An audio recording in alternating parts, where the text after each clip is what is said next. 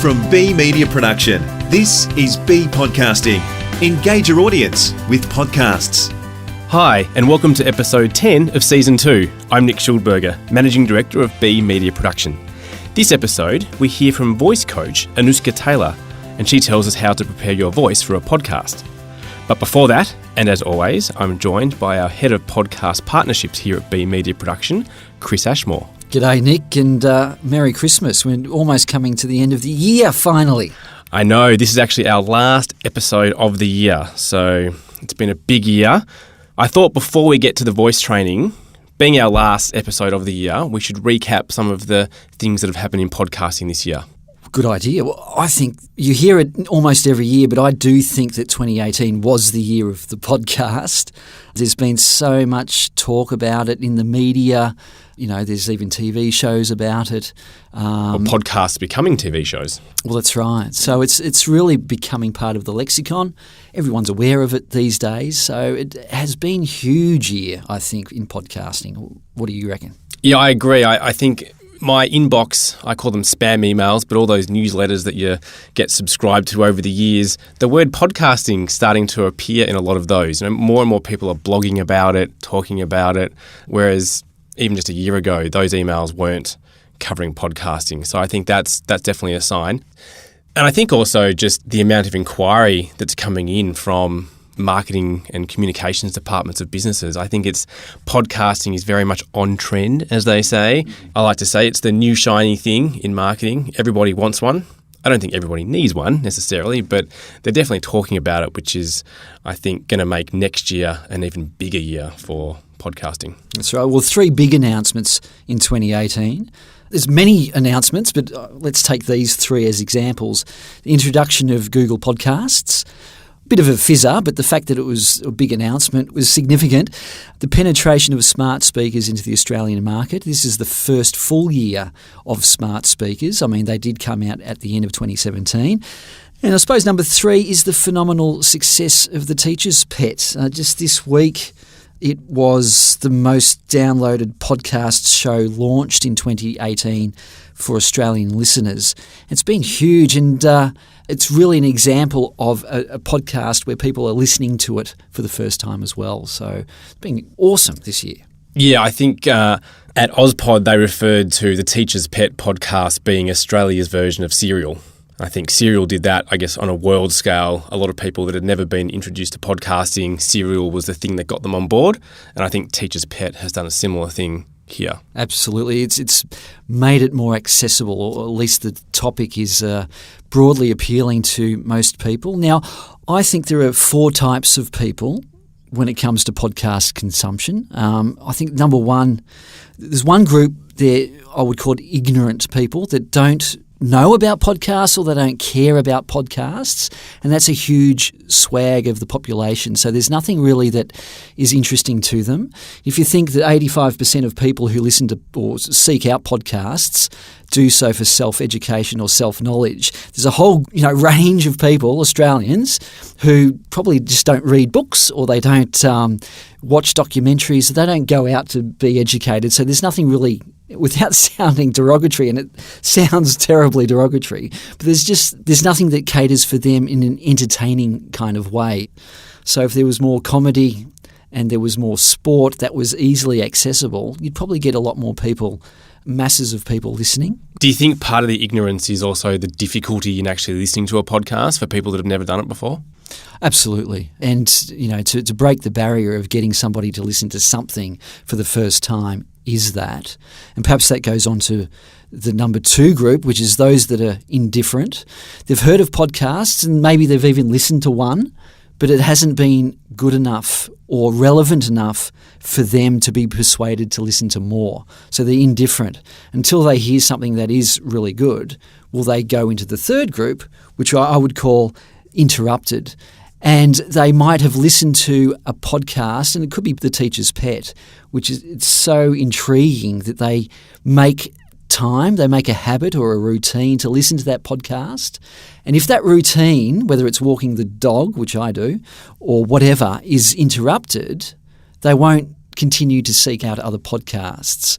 Or if that particular podcast has finished its series, well, they're done and dusted with listening to podcasts. So it's moving those people who are in the interrupted category to the fourth group, which is becoming bigger, and this is why I see 2018 as the year of the podcast. There are far more people who are devoted to listening. So that's the fourth group, the devoted group. And that's people like me. I assume it's people like you, Nick. Of course, yeah. That have got a habit, have got a routine to listen to podcasts. And when their favourite podcast has finished its series or whatever, they've still got that routine there, so they will seek out other podcasts to listen to.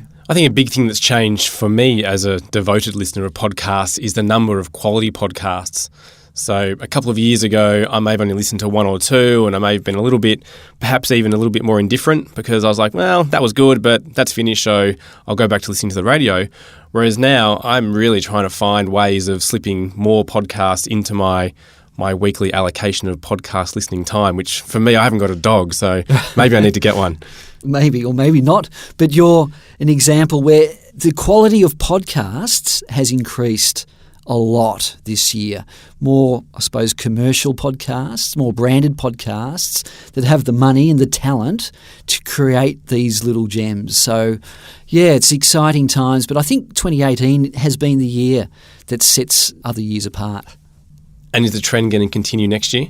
Absolutely. Yeah, I mean, it'll continue. There's going to be, great produced podcasts.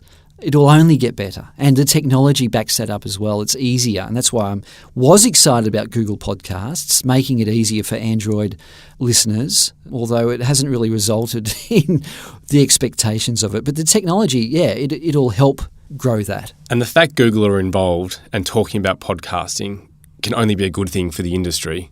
It's going to shine more light on audio. And I think I refer to it as audio, not just podcasting. I think 2019 for me is going to be, we're going to see a lot of other innovative things happening in the audio space.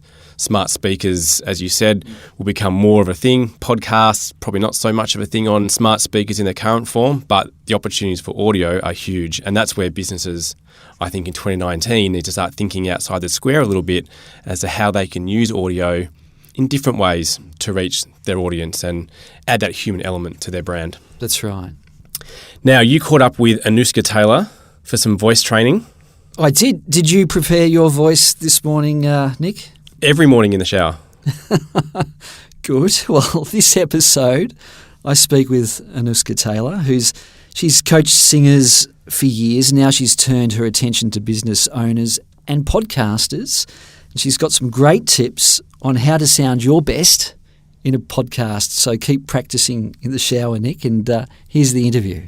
Well, Anouska, it's an obvious first question, but why are our voices important?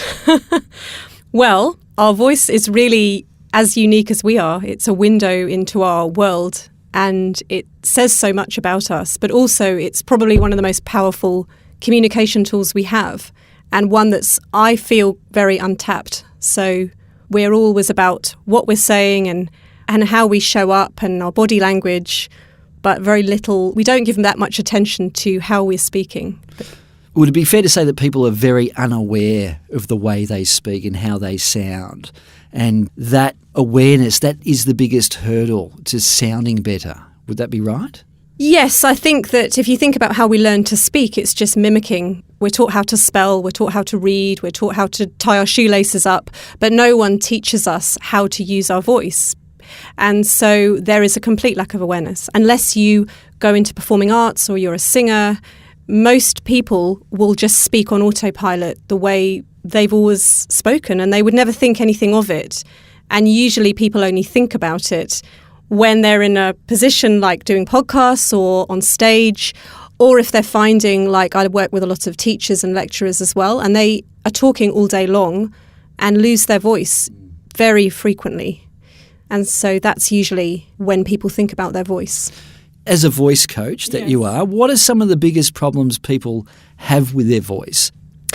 The biggest issue I see with people, obviously the lack of awareness, but from a sort of more functional perspective, is most people talk too low.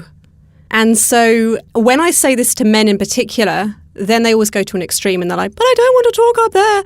And it's not that you suddenly jump up an octave and start talking in this girly, high-pitched voice. It can be a very, very minute shift, but it makes all the difference in terms of how you can articulate, how you can project your voice, how you can actually get more sort of colour and depth in your voice. And that's one of the first things I do with people, is to find their what we call optimal pitch range. Are people consciously talking lower to sound more authoritative? Possibly, because I think that's very much in our culture, that if you talk lower, then you're somehow more authoritative and assertive and all that kind of thing. But actually, this is the misperception. When you raise your voice, you can actually get more depth in your voice. So it can actually become more powerful and more assertive. People can hear you better. Absolutely. And also that the quality of your voice is just going to be better. It's going to be clearer. You're going to have a clearer tone. You're going to be able to get more what we call kind of intonation. You can move your voice around more. You can get more colour. You can get more interest in your voice. When you talk down here, it's really hard to actually do anything really because it sounds a bit boring. And again, it's not conscious. I mean, people are just picking it up from listening to people around them. And that's how most people talk. Right. There's this phrase, vocal fry. Yes. That we hear about, and it's been rubbished a bit. Yes. What is vocal fry? So that's the lowest register of your voice. So it's really like scraping the barrel of your voice. So I talk down here, that's vocal fry. But some people talk like this all the time. But it's popular. Well, apparently it's sexy. So you listen to a lot of celebrities, like particularly in America, they use it a lot. Like Kim Kardashian is famous for her vocal fry. And so people sort of start to build that perception that it's kind of sexy and it's cool. And if that's what you're going for, great. But you are going to find if you speak there for any length of time, your voice is going to tire very quickly. And you have no chance of projecting your voice with vocal fry or getting anything really from your voice. But if it's a short-term thing and you want to sound cool and sexy, go for your life. But not on a podcast. I wouldn't be, but, you know, it depends. I mean, I'm not going to judge, but it's just not a optimal place for your voice. Now, it's important to warm up our voices. Is that right? Yes, So absolutely. How do we do that? There's a number of ways you can do that. There's two ways that I work with people. So one is to warm up your actual vocal cords or vocal folds, but the other is to warm up your face. Okay. So to speak. With a hot flannel? Well, you could, but more to kind of get the face moving, because one of the things that a lot of people struggle with is to actually move their mouth when they speak. A couple of things you can do, which you can try now if you like. If you can imagine you're a cow chewing the cud, Right. and really move your mouth in both directions. And then the other thing you can do is then you can pretend to clean your teeth with the tip of your tongue and really stretch your tongue to the back teeth. And you should feel a really good stretch. The tongue is obviously really important in articulation. The jaw is really important. And most people just kind of lump everything together. They're not moving their lips. They're not really moving their jaw. They're really not moving their tongue unless they have to. And so a lot of people, it's just one big lump. And so these exercises start to kind of separate the articulators. So an articulator are the different parts of your anatomy around your mouth. Is that what you mean? Like your jaw is one and your tongue is one? And your lips. There's a number, but they're the main ones. And when we say articulator, these are the main things that we use to articulate words. Right. So we want to warm them up. So this warming up isn't necessarily before talking. It's all the time. It's building those muscles or stretching those muscles like you would with yoga. Yes, this is yoga for the face. Right. And then the other thing is to warm the voice up as well. So you need to do both. So how do we warm the voice up? Well, I happen to have some straws here. Okay. So you want to make sure that the lips sort of seal the top of the straw. And then you want to just almost blow like an ooh. And you should feel a buzzing around your lips. Ooh. That's it. Did you feel a buzzing? I did. Yeah, that's it. Ooh. Yeah. That works. I presume you've never done anything like this before. Well, I was going to say, why a straw? A straw, we talked about balance of the voice. This helps to very quickly balance the voice. Right. And so as soon as you use a straw, the voice is kind of in its more balanced alignment. Right. And so it's very hard to do damage with a straw. So I give this to people that aren't used to working with their voice. Right. And also, you should start to be able to kind of access higher parts of your voice because, again, it's putting everything into that nice alignment. So, and you can start to play around with how high and how low can I go. Right. And that's what you want to do because then you're stretching the vocal cords or vocal folds. Well, I'll keep hold of this You straw can keep the and straw. I'll practice later. But tongue twisters, do they help? It depends on how you're doing them. Oh, So I could do a tongue twister and not really open my mouth. right. You know, I could right. do she sells seashells on the seashore. Okay. It's not really doing that much. But if I go she sells seashells on the seashore, suddenly everything's moving. So again, it would be they work as long as you're moving your mouth and your jaw and your tongue. I see you drink a lot of water. You brought in your water bottle. I did. Hydration's important, yeah? Absolutely. The vocal folds have a mucosal lining around them, very much like the inside of our mouth on our cheeks. Right, yep. Very similar. And much like the inside of our mouth, it needs to be moist. Mm-hmm. And so in order for the vocal folds to vibrate in an efficient way, they need to be really hydrated. Right. And so a lot of people that have that kind of husky, croaky voice as well probably don't drink enough water. I mean, there's lots of things that affect hydration, obviously air conditioning, heating, all that kind of stuff too. But I think if you start to monitor sort of how much water you're drinking, particularly if you're doing a lot of speaking, your voice will just feel so much better. You won't get a lot of mucus and things. I don't know if you get much mucus. But a lot of people are clearing their throat all the time because there's a lot of, they get a lot of phlegm and a lot of mucus. And so they're going, all the time. Mm-hmm. Before you speak, iced water isn't good. It restricts your voice? Is that right? Well, it would make everything kind of contract. Right. So you want warm water, not hot water, not cold water. Mm-hmm. I'm a bit weird because I like room temperature water for that reason. Otherwise, it kind of shocks everything if it's too cold. Okay. Yeah. What can do damage to your voice? Yelling, shouting, screaming, whispering, any extreme use. Whispering? Yes. Okay. Not good. Because you're straining without the vocal cords. When you whisper, the vocal folds don't come together. They're apart. There's lots of air going through. So you haven't got the vocal folds vibrating. Mm-hmm. And they need to vibrate. Well, one peculiarity that people have is upspeak. Yes. Can you explain what it is and why it's bad? If you're talking to people, it's kind of like you're not really sure of what you're saying. Do you hear what I'm saying? Everything becomes a question. And so if you're talking to an audience, it's almost like you're wanting that validation. Sometimes it has a purpose, and I'm not saying remove it completely, but I think for many people that use it, it's on autopilot. They don't even know that they're doing it. And so everything is a question constantly. And then I think particularly if you want to be coming across as confident and authoritative in what you're saying, if everything's a question, it's like you're seeking that validation. Right. Do you listen to podcasts? I like listening to things that kind of inspire me. So I listen to inspirational people who are doing amazing things and are great storytellers. And you're learning? Yeah, absolutely. I think there's a stat out there, 85% of those who listen to podcasts do so for self-knowledge or self-education. So you're one of them. Yeah, absolutely. I'm a lifelong learner. And we've certainly learnt something here today. Thank you very much, Anouska. Thanks for coming in. Thank you for having me. That was Anouska Taylor. And for more about Anouska and what she can do, go to anouskataylor.com. And, of course, all that information is in the show notes. I feel like I should have had a straw in the studio. That was very good and really interesting to hear some more visual things in an audio format. I know she does some videos as well, so for those people who want to go out and see what you were doing in the studio, then you should definitely go and do that.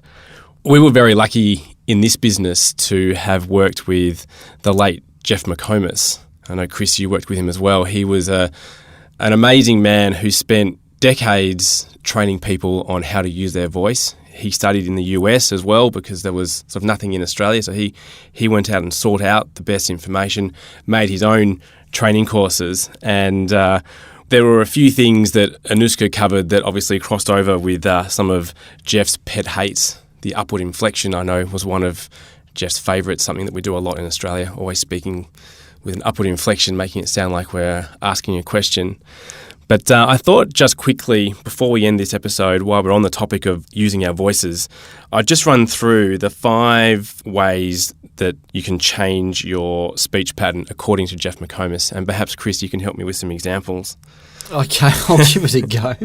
So the first one is tune, and that means adjusting your pitch.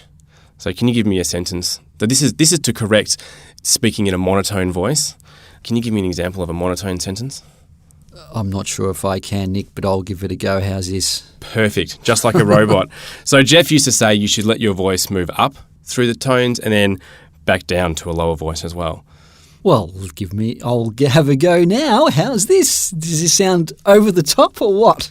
It does, but it's more interesting than the monotone version. The next one is tone, and this is the intonation. The Greeks called it onomatopoeia, where the sounds of the word are the same as the meaning. Mm-hmm. And so he said to use colourful words like fresh, crisp, soft, and to use as many of those adjectives and colourful words in your speech. The third one is pauses. Right. I deliberately paused there. I use the example, if I was to say to you, Chris, the meaning of life is... happiness. Well, you tried to answer it, but you leaned in. Your ears pricked up because I paused. If I just rattled on and continued on with some useless information about the meaning of life, it would have got lost. But the fact I paused, you leaned in.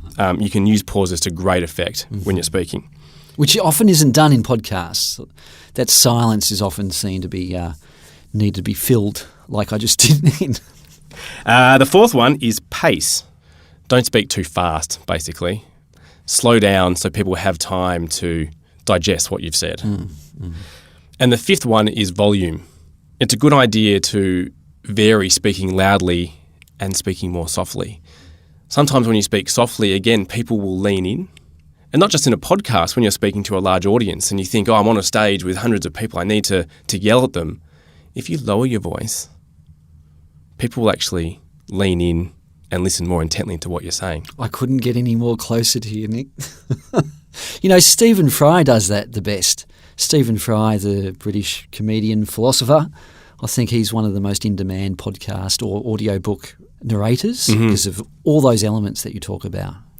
So those are just 5 ways you can change your speech according to Jeff McComas, but there's a lot more to the training he did, which hopefully next year when we have a bit more time we could spend going into more detail. Well, they would be podcasting essentials, wouldn't they? They would. Very clever segue, Christopher. Next year, we are launching at this podcast with a new name, which Chris has just revealed, Podcasting Essentials. So look out for that next year. We'll be back. Yep, I think it's going to be an exciting 2019. We've got a lot on our plate here at BE. We all encourage everybody out there listening, if you have any inquiries, let us know. We'll be happy to help you, but it might be a good time just to wish all of you a very Merry Christmas, and we'll see you in 2019. Yes, enjoy your podcast listening over the summer break, whatever that may be. And that's it, not only for this episode, but for the entire year for us here at Podcasting Essentials. For more about us, you can go to be.com.au. And from all of us at B Media Production, thanks so much for listening. We'll speak to you next year.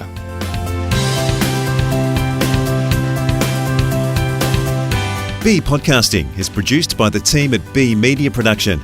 Managing Director Nick Schildberger, Executive Producer Heather Dawson, Producer Chris Ashmore, and I'm Peter Letts, Director of Audio. For more about us, go to be.com.au.